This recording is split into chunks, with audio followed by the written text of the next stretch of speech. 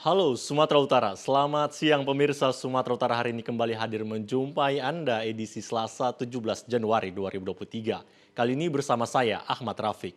Sejumlah informasi teraktual telah dihimpun oleh tim redaksi kami dan inilah Sumatera Utara hari ini selengkapnya.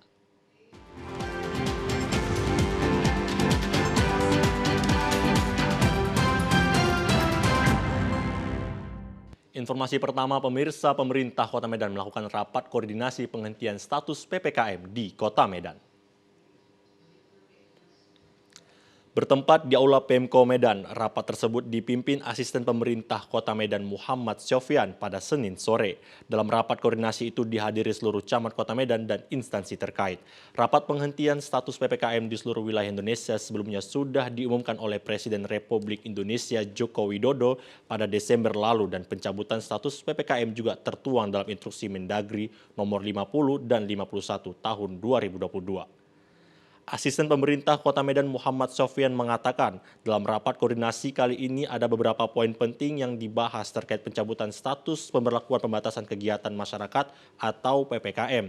Salah satu yang dibahas adalah peraturan daerah terkait pandemi COVID-19 dan keberadaan Satgas COVID. Sofyan menilai bahwa keberadaan Satgas COVID di Kota Medan masih dibutuhkan karena untuk di pusat sendiri Satgas COVID belum dibubarkan seiring pencabutan status PPKM. Aturan tentang transisi pandemi ke endemi ini tidak lanjut daripada pengumuman penghentian PPKM oleh Bapak Presiden Republik Indonesia. Jadi kami di pemerintah Kota Medan ini membahas apa yang harus kita lakukan dengan era transisi ini.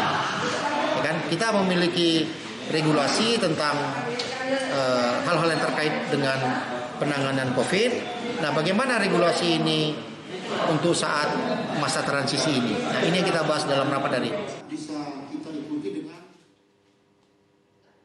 Pemirsa, pasca revitalisasi Lapangan Merdeka Medan tahap pertama saat ini sudah mencapai 80% dan desain pembangunan yang dikelola Pemko Medan direncanakan tidak akan menghilangkan nuansa khas Kota Medan.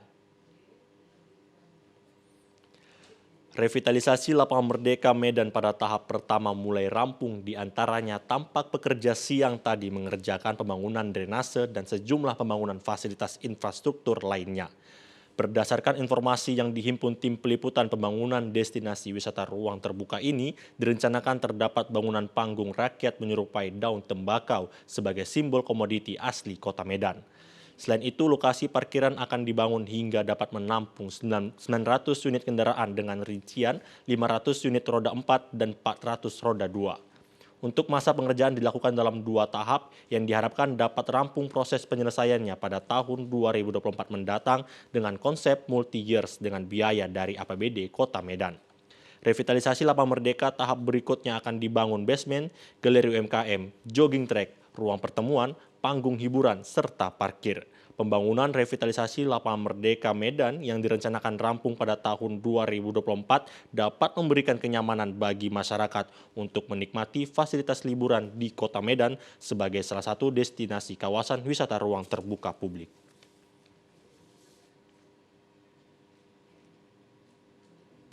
Pemirsa, BMKG Wilayah 1 Medan mencatat gempa bumi tektonik magnitudo 6,2 di Laut Tenggara Aceh Singkil dirasakan sejumlah daerah dan tidak berpotensi tsunami. Hasil analisis BMKG Wilayah 1 Medan menunjukkan gempa bumi yang memiliki parameter update dengan magnitudo 6,2 dengan epicenter gempa bumi terletak pada koordinat 1,98 derajat lintang utara dan 97,90 derajat bujur timur atau tepatnya berlokasi di laut pada jarak 41 km arah tenggara kota Singkil, Aceh pada kedalaman 54 km. Gempa bumi yang terjadi ini merupakan jenis gempa bumi dangkal akibat adanya aktivitas subduksi lempeng Eurasia. Getaran dampak gempa bumi Aceh Singkil juga merasakan daerah Gunung Sitoli dengan skala intensitas 4 modified Mercalli intensity. Sementara Sebu Salam Aceh Selatan dengan skala intensitas 2-3 modified Mercalli intensity. Dari hasil permodelan gempa bumi ini tidak berpotensi tsunami.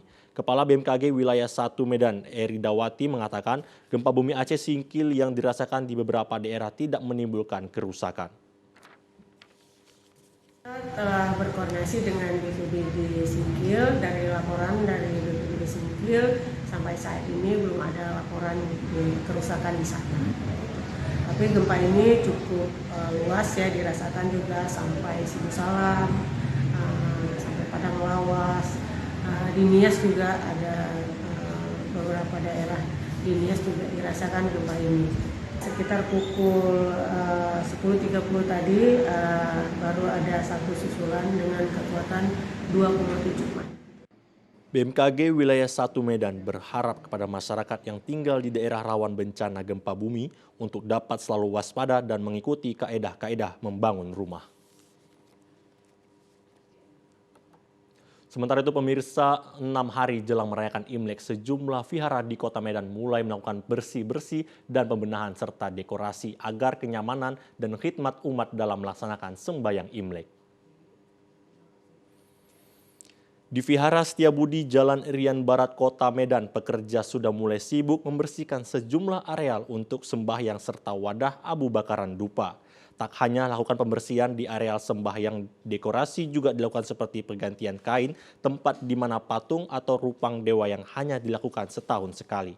Hiasan lampion serta beberapa ornamen lampu guna memperindah vihara tertua di Kota Medan ini juga sudah siap menyambut para umat untuk melakukan sembahyang pada hari Imlek hari Minggu mendatang. Tak hanya di Vihara Setiabudi, di Vihara Gunung Timur, Jalan Hang Tuah Medan juga melakukan pembersihan sejumlah rupang atau patung Buddha serta tempat abu sembahyang. Pengurus Vihara Atek mengatakan kegiatan pembersihan vihara ini memang secara rutin dilakukan setiap tahunnya menjelang perayaan Tahun Baru Imlek. Tak hanya mengepel dan mengelap patung Buddha dan ornamen lainnya, bagian lampu serta alat untuk kepentingan sembahyang juga dilakukan pembersihan dan diganti jika masuk dalam kategori yang tak lagi layak pakai. Pembersihan dilakukan guna kenyamanan umat dalam melakukan ibadah Imlek nantinya. Seminggu sebelum Imlek kita bersih-bersih rupang, bersih-bersih meja sembahyang gitu ya. Karena kalau rupang atau patung Buddha itu patung malaikat-malaikat ya, kita setahun sekali cuma bisa menjelang Imlek baru bisa dibersihkan. Kalau hari-hari biasa enggak. Kesiapan ya berkisar untuk upacara keagamaan sih. Seperti itu aja kesiapannya. Bersih-bersih untuk upacara keagamaan kan, persiapan untuk upacara keagamaan. Pembersihan ini dilakukan agar kesiapan untuk melaksanakan ibadah upacara keagamaan perayaan Imlek dapat terlaksana dengan baik. Pemirsa, informasi menarik dan aktual lainnya akan kami hadirkan untuk Anda sesaat lagi. Tetaplah bersama kami di Sumatera Utara hari ini.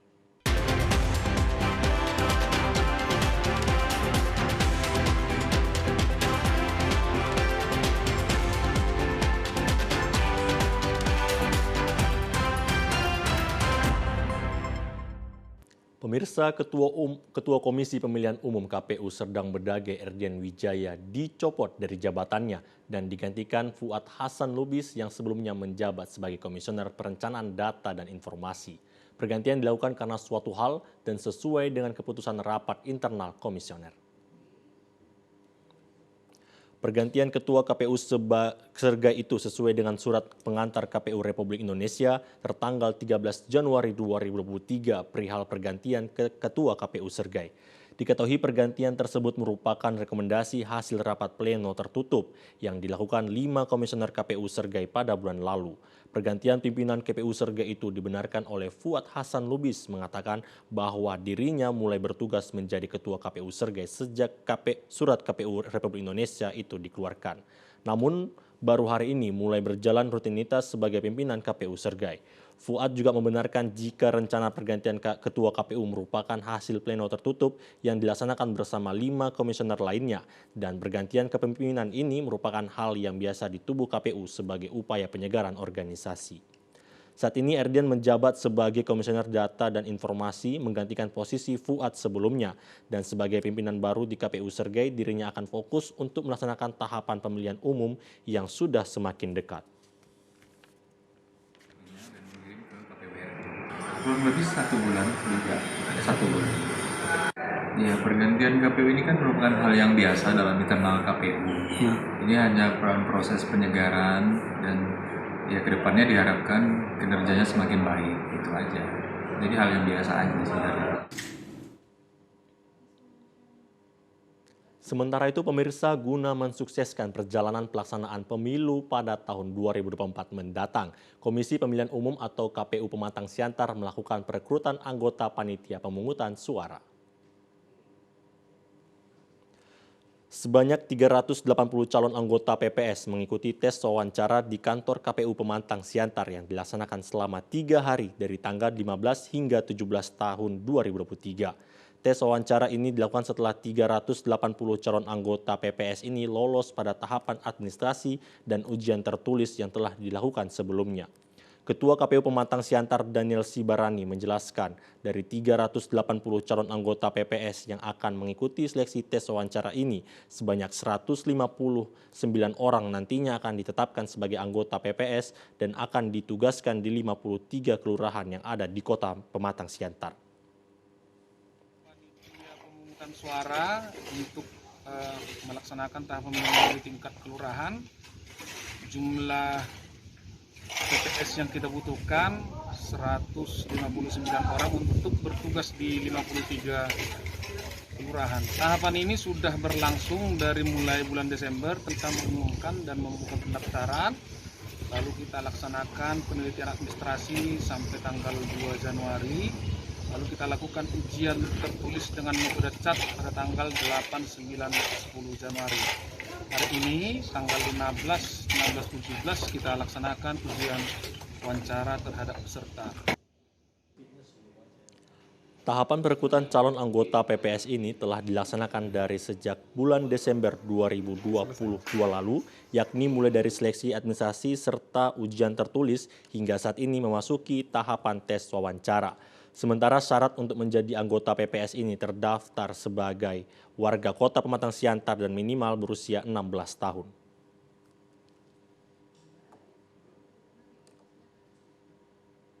Pemirsa, Badan Pengawas Pemilihan Umum Kabupaten melalui Panitia Pengawasan Kecamatan buka pendaftaran rekrutmen calon anggota pengawas keseluruhan dan desa se-Labuhan Batu Utara. Sejak tanggal 14 sampai 19 Januari tahun 2023 mendatang, Panwascam di 8 kecamatan se-Kabupaten Labuhan Batu mulai buka pendaftaran perekrutan balon anggota PKD di setiap sekretariatan Panwascam, di mana anggota PKD tersebut akan mengisi jabatan anggota PKD di 90 kelurahan dan desa se-Labuhan Batu Utara sebagai perpanjangan tangan Bawaslu Kabupaten di tingkat kelurahan dan desa pada saat melaksanakan pengawasan proses tahapan pemilu tahun 2023 mendatang. Ketua Bawaslu Labuhan Batu Utara Muhammad Yusuf menjelaskan bahwa Bawaslu Labuhan Batu Utara bekerja sama dengan Panwascam saat ini sedang membuka pendaftaran calon PKD, di mana hingga tanggal 19 kota terpenuhi, maka pendaftaran ditutup. Namun bila kota tidak terpenuhi, maka dilakukan perpanjangan pendaftaran. Adalah panitia pelaksana kegiatan Pokja rekrutmen, dan mereka sudah mengumumkan pendaftaran dan sekarang masuk pada tahapan penerimaan pendaftaran administrasi. Sesuai dengan juknis, pada tanggal 19 Januari nanti mereka akan lihat kelengkapan administrasinya. Bila mana terpenuhi syarat dan kota, mereka akan tutup, tapi bila mana kota belum terpenuhi, mereka akan melakukan perpanjangan. Pemirsa, informasi lainnya akan kami hadirkan untuk Anda sesaat lagi. Tetaplah bersama kami di Sumatera Utara hari ini.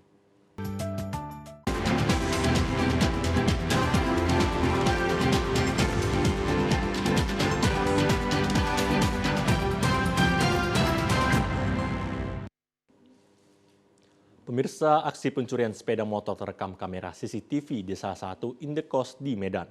Para pelaku yang diduga spesialis ini melakukan aksi pencurian dengan menggotong motor korban hingga keluar pagar indekos. Inilah dua pelaku spesialis pencuri sepeda motor yang terekam kamera pengawas saat melancarkan aksi kejahatannya di indekos Poldo Jalan Gereja Pendidikan Harjosari 2, Kecamatan Medan Kota. Salah satu pelaku masuk dan berjalan mengintai suasana indekos dalam keadaan aman dari perhatian para penghuni. Melihat kondisi aman, kedua pelaku tampak masuk kemudian mengunci dari luar seluruh pintu kamar indekos agar aksi kejahatan mereka aman. Lalu dengan cara mengangkat ban depan sepeda motor, kedua pelaku terlihat membawanya keluar area indekos, kemudian membobol gembok serta kunci kontak dan membawa kabur sepeda motor tersebut. Dari keterangan korban, Septian Sihombing mengungkapkan aksi pencurian itu terjadi pada hari Minggu dini hari kemarin. Ia mengetahui sepeda motornya hilang saat dirinya hendak bergegas mandi dan melihat kondisi garasi dalam keadaan terbuka. Selain itu, para korban ini sebelumnya diketahui pernah datang ke lokasi indekos dengan modus meminta sumbangan perayaan Natal pada Desember lalu. Aksi pencurian sepeda motor ini pun telah dilaporkan korban ke polisi dan sedang dalam penanganan pihak kepolisian. Pencurian pas saya bangun kendaraan saya udah hilang. Habis itu ya saya membangunkan yang tetangga-tetangga juga. Akhirnya rame ya udah saling mencari informasi lah. CCTV-nya di siang hari kita cek karena kan posisinya CCTV-nya monitornya rusak nih. Kita pakai TV anak kos juga biar bisa menyambungkan ke monitor, biar bisa melihat layarnya. Atas kejadian ini, korban berharap pelaku segera ditangkap agar tidak ada korban baru dalam peristiwa pencurian. Sebuah tabrakan terjadi di Jalan Lintas Sumatera, tepatnya di Kampung Bedagai, Kecamatan Kota Pinang, Labuhan Batu Selatan, antara bus putra langkat kontra truk pengangkut sayur-sayuran. Seorang warga di lokasi menyebutkan tabrakan terjadi pada hari Senin kemarin, sekitar pukul 19 waktu Indonesia Barat, di mana kedua kendaraan datang dari arah berlawanan. Bus putra langkat datang dari arah Pekanbaru Riau, sedangkan truk pengangkut sayur datang dari arah Medan Sumut. Tabrakan membuat kondisi kedua kendaraan hancur, bus mengalami hancur bagian depan, sementara truk yang bermuatan sayur-sayuran terguling di pinggir jalan. Tidak ada korban jiwa dalam kecelakaan ini, namun supir masing-masing kendaraan mengalami luka serius. Kecelakaan mengakibatkan antrean yang panjang di Jalinsum. Pihak kepolisian dari Resort Labuhan Batu Selatan berusaha mengevakuasi bus yang melintang di tengah jalan.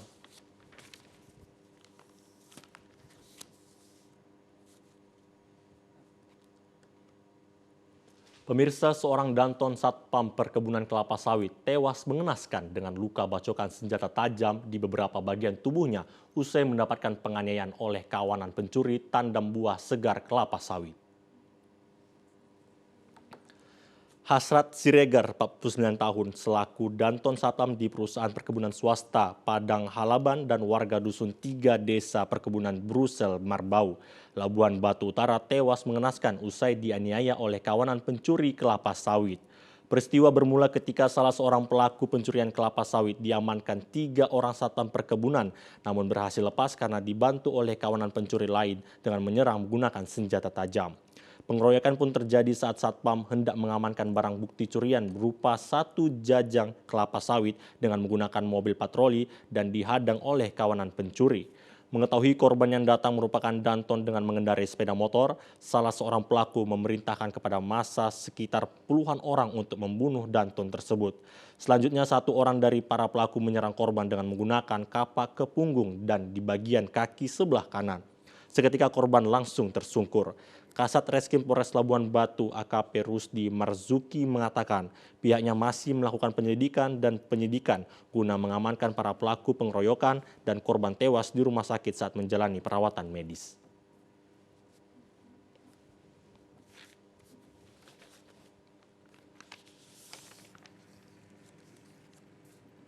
Sementara untuk kejadian yang dilaporkan masih kami lakukan proses penyelidikan terhadap korban meninggal dunia dan saat ini masih proses dalam mengamankan pelaku-pelaku. Kronologisnya kejadiannya pada saat kemarin hari Minggu ada terjadinya juga pencurian sawit dan pada saat itu korban merupakan Danton dari perusahaan untuk mengamankan pelaku, namun dari pelaku ada melakukan perlawanan dan terjadinya pengampakan yang dilakukan oleh pelaku sehingga korban dibawa ke rumah sakit dan meninggal dunia di rumah sakit. Salah seorang terduga pelaku penganiayaan telah berhasil diamankan dan kini polisi masih terus melakukan pengejaran terhadap para pelaku lainnya. Pemirsa, informasi aktual lainnya akan kami hadirkan untuk Anda sesaat lagi. Tetaplah bersama kami di Sumatera Utara.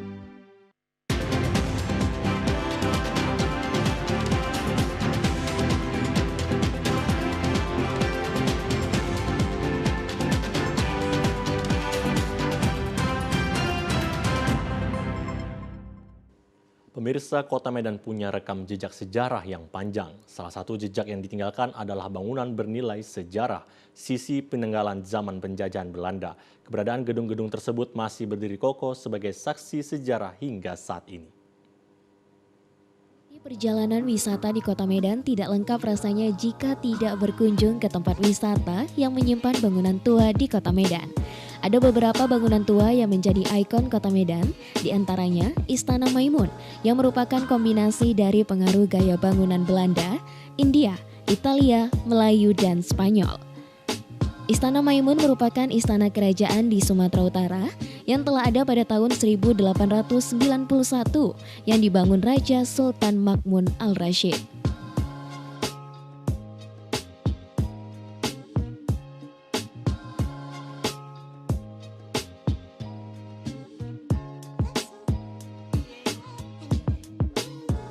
Gedung Warren Huis merupakan gedung supermarket di Kota Medan. Dibangun pada tahun 1916 oleh arsitek kebangsaan Jerman dan diresmikan pada tahun 1919 oleh Daniel Baron Mackay yang merupakan wali kota Medan pertama di Medan. Status gedung Warren Huis kini menjadi aset milik pemerintah Kota Medan.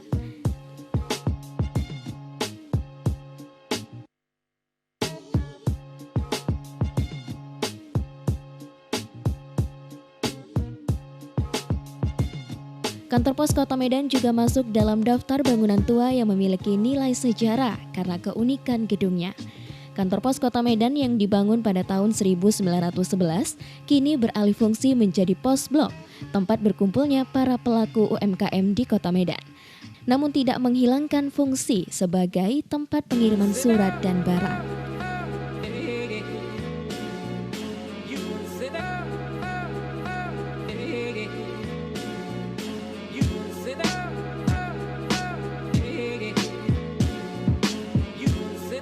Bangunan restoran Tip Top di daerah Kesawen meskipun sudah cukup tua, namun masih tetap memiliki tempat di hati warga Medan. Restoran Tip Top bukan hanya sekedar menyajikan beragam menu makanan roti dan kue, tetapi terdapat warisan sejarah yang menjadikan Tip Top salah satu restoran yang sangat terkenal hingga ke mancanegara.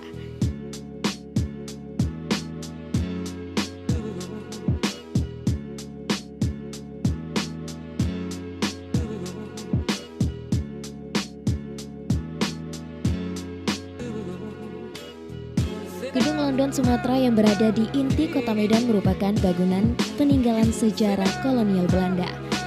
Gedung ini dibangun dengan 5 lantai dan di seluruh bagian gedungnya berwarna putih. Gedung ini dibangun dengan konsep arsitektur gaya Eropa dan gaya rumah seperti yang ada di London pada abad ke-18 dan ke-19.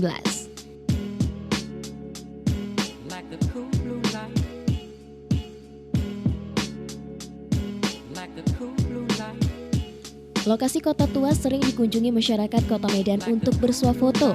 Pengunjung yang datang seringkali mengabadikan foto dengan kostum yang unik, sehingga menjadikan hasil jepretannya seolah hasil lukisan animasi. Kalau pandangan saya sendiri terhadap kota tua di Kota Medan, untuk kondisi lumayan cukup bersih ya, karena kalau dibilang Kota Medan itu bisa termasuk kota yang terkotor di Indonesia. Namun untuk di bagian kawasan kota tuanya ini lumayan bersih dan lumayan luas juga gitu, dan kayaknya cocok-cocok aja kalau misalnya banyak orang yang mau kesini untuk foto atau mungkin sekedar parkir gitu. Kalau itu sih kadang kan kalau misalnya jalan-jalan motong arah mau pulang tuh atau pergi dari sini, jadi tahu aja kawasan gitu. Kemungkinan di daerah-daerah sini banyak spot-spot yang bagus untuk diambil foto karena memang dari pencahayaan dan juga pencarian angelnya mungkin bagus gitu.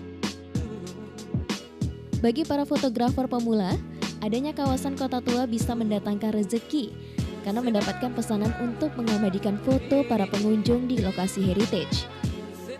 Meski tidak sering mendapatkan orderan, namun hobi yang dimiliki dapat disalurkan lewat permintaan warga Medan untuk mengabadikan berbagai foto dan beragam pose dengan hasil yang baik.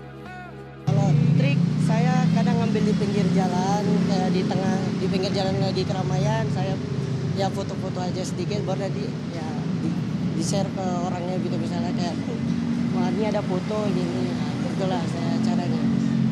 Perlu, apalagi kan bagi untuk menutup gimana ya, untuk orang-orang luar nih kita bisa tahu gimana kota tua di Medan ini. Jadi kita sebagai fotografer harus bisa melestarikannya juga dan memberitahu kepada orang-orang luar. Untuk menambah daya tarik para pengunjung dalam menyaksikan gedung-gedung tua yang berada di kawasan Kesawen Medan, terdapat skuter listrik yang dapat disewakan pengunjung untuk berkeliling sambil menikmati keindahan kota tua Medan pada malam hari.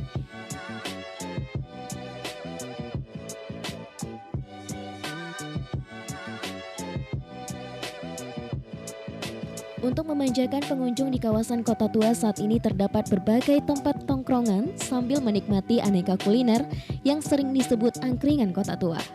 Berbagai angkringan ini dapat dijumpai warga Medan pada malam hari karena sejumlah bangunan tua ini jika pada siang hari masih digunakan pemilik untuk berusaha.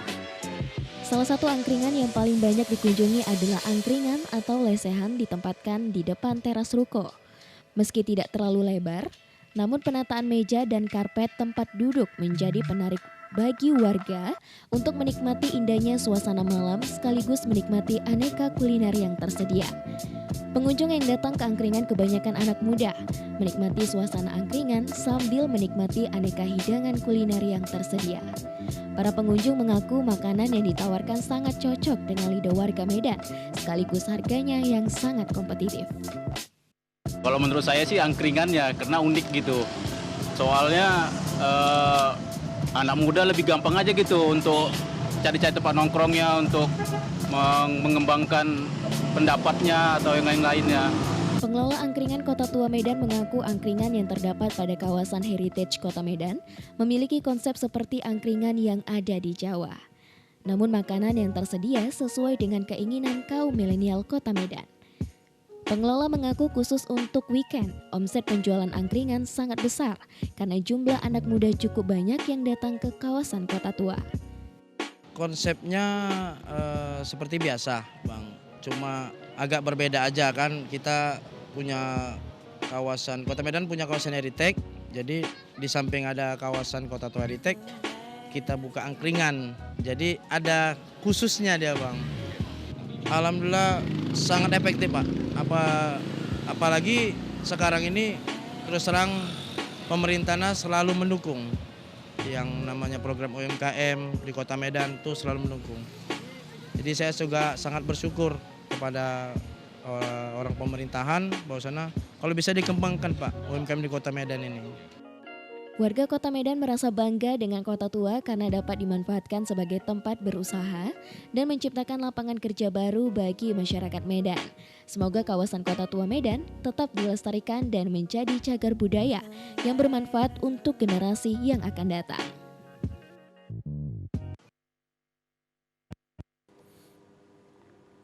Pemirsa, warga Kota Medan khususnya penikmat kuliner tidak perlu jauh mencari makanan dengan ciri khas masakan Jepang dengan aneka cita rasa. Mie ramennya juga memiliki sertifikat halal dari MUI.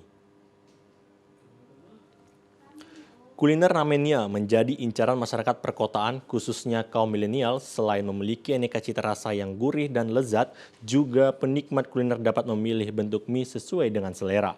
Nikmatnya rasa mie Jepang kolaborasi dengan olahan bumbu rempah Indonesia menambah selera pemburu kuliner ingin menyantapnya diracik oleh chef berpengalaman. Kuah kaldu asli yang gurih membuat ramen menjadi bestseller disertai dengan campuran berbagai pilihan panganan tambahan apalagi ditemani aneka minuman sejuk sebagai pelepas dahaga. Untuk lokasi kuliner ini memiliki ornamen nuansa Jepang, berada di pusat perbelanjaan Medan Fair Plaza, sangatlah mudah ditemukan.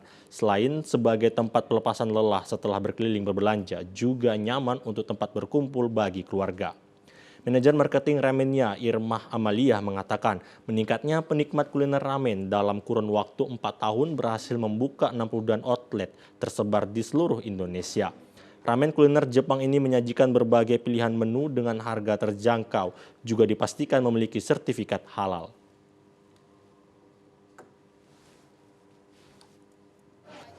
Dan kita pede banget karena makanan kita ini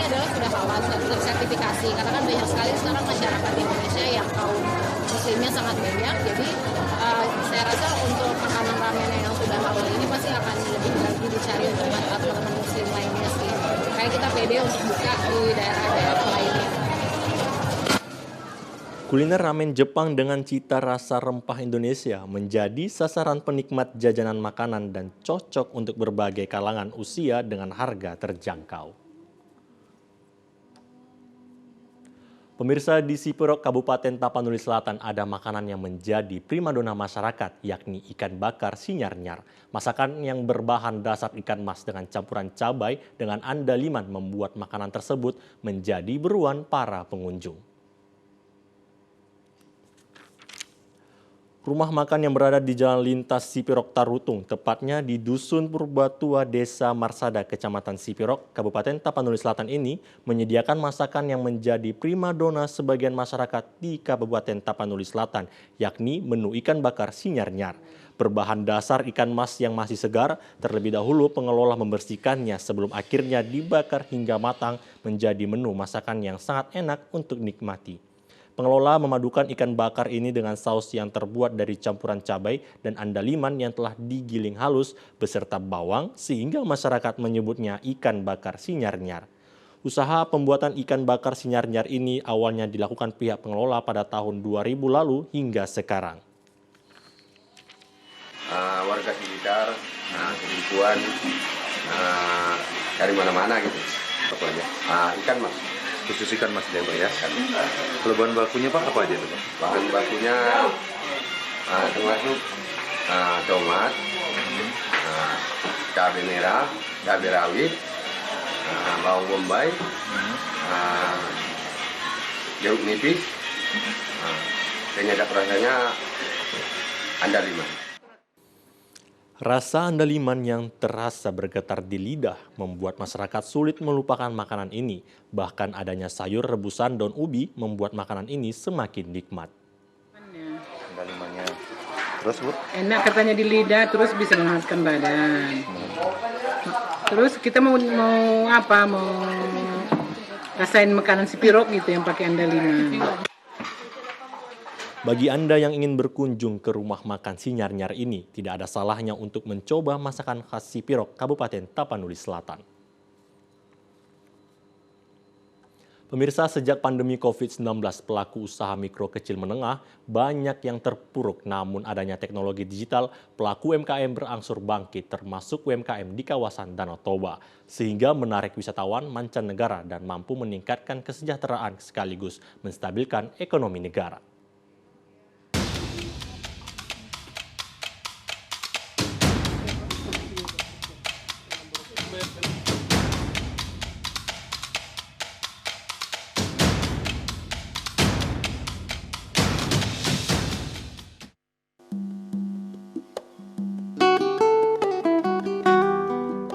Usaha mikro kecil menengah UMKM merupakan pilar terpenting dalam perekonomian Indonesia, di mana jumlahnya mencapai 99% dari total usaha dengan kontribusi terhadap produk domestik bruto PDB mencapai 66% dan mampu menyerap tenaga kerja 96% lebih dari total tenaga kerja nasional. Usaha mikro kecil dan menengah adalah kelompok usaha yang memiliki kontribusi besar untuk stabilitas ekonomi Indonesia. Selain itu, kelebihan dari kelompok usaha ini mampu menghadapi berbagai macam goncangan ekonomi. Perkembangan teknologi dewasa ini membuat pengguna media sosial semakin meningkat, di mana menjadikan hal yang efektif membantu para pengusaha UMKM untuk naik kelas melalui munculnya beberapa e-commerce sebagai wadah bagi para pelaku UMKM untuk memasarkan produk-produknya. Pemerintah Provinsi Sumatera Utara dan pemerintah kabupaten di kawasan Danau Toba terus mendorong keberadaan para pelaku UMKM, mengingat UMKM dan kepariwisataan sangat sejalan dan mampu memberi dampak positif terhadap pelakunya. Produk UMKM unggulan di kawasan Danau Toba adalah wastra atau yang lebih dikenal tenun ulos. Rata-rata pembuatan tenun ulos ini dibuat secara manual dengan pewarnaan alam. Banyak tempat di kawasan Danau Toba yang menjadi sentra pembuatan tenun ulos yang diproduksi oleh ibu rumah tangga bahkan kaum muda-mudi. Para pelaku UMKM khususnya tenun ulos di Desa Papande, Kecamatan Muara, Kabupaten Tapanuli Utara, mengaku meski desa mereka berada di salah satu pulau di tengah Danau Toba, namun kain tenun yang dihasilkan sudah sangat dikenal hingga ke mancanegara. Selain kain ulos, produk UMKM yang menjadi unggulan di kawasan Danau Toba terdapat berbagai fashion dengan tulisan dan gambar Danau Toba. Keahlian para pelaku UMKM dalam mengukir kayu menambah aneka produk ukiran yang dapat dijadikan oleh-oleh bagi para wisatawan. Kawasan Danau Toba juga terkenal dengan penghasil kopi terbaik di Indonesia, sehingga banyak pelaku UMKM mengolah biji kopi menjadi serbuk kopi Arabica dan Robusta. Salah satu produksi kopi yang cukup terkenal di kawasan Danau Toba adalah kopi Sidikalang. Setiap wisatawan yang berkunjung ke kawasan ini dapat melihat proses penggilingan biji kopi menjadi serbuk yang siap untuk diseduh. Kehadiran pemerintah dalam mendukung keberadaan para pelaku UMKM melalui pemberian akses terhadap perbankan adalah solusi untuk terus meningkatkan geliat UMKM. Pemerintah memastikan agar pelaku UMKM dapat bertumbuh harus menggunakan pembiayaan dari perbankan dan lembaga keuangan yang resmi.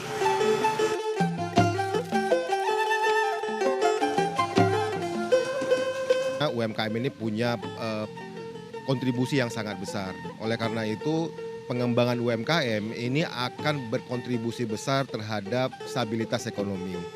Salah satu yang menjadi kendala pengembangan UMKM-nya adalah permodalan. Nah, bagaimana sekarang UMKM bisa terakses dengan kredit yang lebih luas lagi? Memang ada sejumlah upaya pemerintah, misalkan ada kredit usaha rakyat atau KUR dengan skema yang sangat berpihak kepada UMKM, tetapi jaminan yang diminta oleh perbankan ini juga menjadi salah satu kendala bagi UMKM untuk mendapatkan kredit. Oleh karena itu perlu ada inisiatif-inisiatif baru di dalam pemberian kredit UMKM, bagaimana UMKM bisa mendapatkan kredit tanpa jaminan, atau pemerintah daerah dan pemerintah pusat itu membuat sebuah skema jaminan kredit. Jadi ada yang namanya jaminan kredit daerah atau Jamkrida, kemudian ada juga jaminan kredit nasional yang intinya adalah memberikan jaminan kepada perbankan agar mau menyalurkan kreditnya kepada UMKM. Kalau ada jaminan kredit daripada negara, maka UMKM bisa mendapatkan akses terhadap kredit. Selama ini UMKM sangat tergantung dengan rentenir karena mereka memang tidak punya jaminan dan rentenir bisa memberikan pinjaman tanpa jaminan. Nah, ini yang perlu ada inisiatif-inisiatif baru dari negara agar UMKM kita bisa mendapatkan permodalan yang lebih mudah dan juga membantu dalam pengembangan usahanya. Salah satu lembaga perbankan nasional yang ada di kawasan Danau Toba terus memberikan kemudahan bagi para pelaku UMKM melalui kredit usaha rakyat bahkan tanpa agunan. Sebagai lembaga perbankan, khususnya Bank BRI, tentunya kami harus terus mendorong sektor UMKM melalui penyaluran dana kredit usaha rakyat tanpa proses yang sulit. Setiap bulannya penyaluran dana KUR tersebut sesuai dengan program pemerintah di Kecamatan Simanindo, Kabupaten Samosir sudah mencapai target. Dan kami berharap melalui program KUR sektor ekonomi bisa bangkit kembali. Saat ini, para pelaku UMKM terus berbenah, khususnya dalam menyambut delegasi G20 yang rencananya akan datang di kawasan Danau Toba. Sektor UMKM memiliki peranan penting dalam mensukseskan kehadiran peserta delegasi 20. Untuk itu, sebagai lembaga perbankan, kami akan terus mendukung keberadaan UMKM sesuai dengan aturan yang sudah ditetapkan pemerintah. Keberadaan para pelaku UMKM di kawasan Danau Toba memiliki peluang untuk dapat bertumbuh dan berkembang. Mengingat para wisatawan baik lokal maupun mancanegara silih berganti berkunjung ke kawasan Danau Toba. Produk UMKM adalah hal yang paling dicari untuk menjadi buah tangan dan kenang-kenangan. Pemerintah dan perbankan diharapkan terus mengawal keberadaan pelaku UMKM sehingga mampu memberikan sumbangsih yang besar terhadap pemasukan negara sekaligus meningkatkan kesejahteraan masyarakat. Pemirsa, saat ini kita memasuki segmen Lintas Andalas.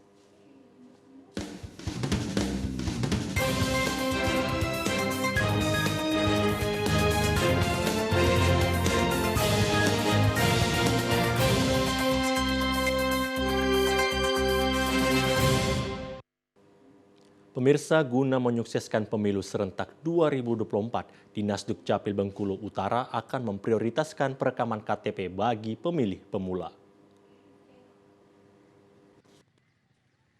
Menjelang pemilihan umum serentak pada tahun 2024 mendatang, Dinas Kependudukan dan Pencatatan Sipil Kabupaten Bengkulu Utara akan memprioritaskan perekaman KTP bagi pemilih pemula. Pemilih pemula adalah pemilih baru yang usianya telah memasuki 17 tahun dan akan menggunakan hak pilihnya untuk pertama kali. Kepala Dinas Dukcapil Bengkulu Utara Suwanto mengatakan pihaknya mencatat terdapat 6.572 pemilih pemula yang belum melakukan perekaman. Nantinya perekaman KTP terhadap pemilih pemula ini akan dilakukan secara berkala dengan sistem jemput bola. Suwanto menambahkan diprioritaskannya perekaman KTP bagi pemilih pemula ini bertujuan untuk mendukung suksesnya pelaksanaan pemilihan umum 2024 mendatang. Selain itu juga untuk memenuhi target 100% warga Bengkulu Utara memiliki data kependudukan.